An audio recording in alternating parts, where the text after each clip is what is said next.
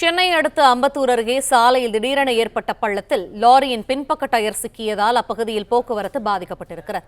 இது தொடர்பான மேலும் தகவல்களை எமது செய்தியாளர் இலக்கியகுமார் வழங்க கேட்போம். இலக்கியகுமார், தற்போது அங்கு இருக்கக்கூடிய சூழல் என விரிவான தகவல்களை பகிர்ந்துக்கோங்க. சென்னை அம்பத்தூர், கள்ளிக்குப்பம், மேனாம்படு, புதூர் உள்ளிட்ட பகுதி மக்கள் பிரதானமாக பயன்படுத்தக்கூடிய கருக்கு சாலையில் மெட்ரோ குடிநீர் குழாயில் அடைப்பு ஏற்பட்டு வெடித்ததன் காரணமாக திடீரென்று ராட்சத பள்ளம் ஏற்பட்டுள்ளது. அப்போது அந்த சாலை வழியாக சென்ற இருசக்கர வாகனம் பள்ளத்தில் விழுந்து விபத்துக்குள்ளானது. அதன் பின் வந்த லாரியும் பள்ளத்தில் சிக்கி அந்தரத்தில் தொங்கியபடி நின்றது. ராட்சத பள்ளமானது லாரியின் பலு காரணமாக விரிவடைய தொடங்கியது. லாரியின் டயர் மட்டும் பள்ளத்தில் சிக்கியிருந்த நிலையில் லாரியின் மற்ற பாகங்களும் பள்ளத்துக்குள் புதைய தொடங்கியது. இதையடுத்து அந்த வழியே பொதுமக்கள் பயன்படுத்தாத வகையில் சாலையில் துண்டிக்கப்பட்டன.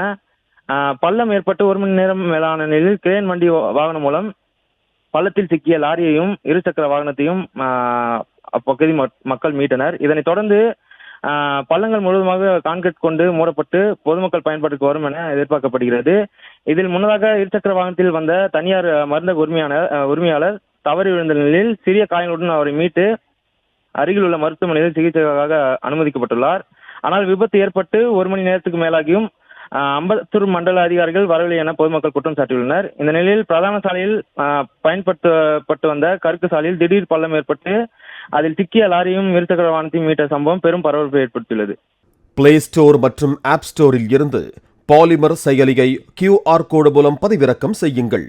செய்திகளை உடனுக்குடன் பெறுங்கள்.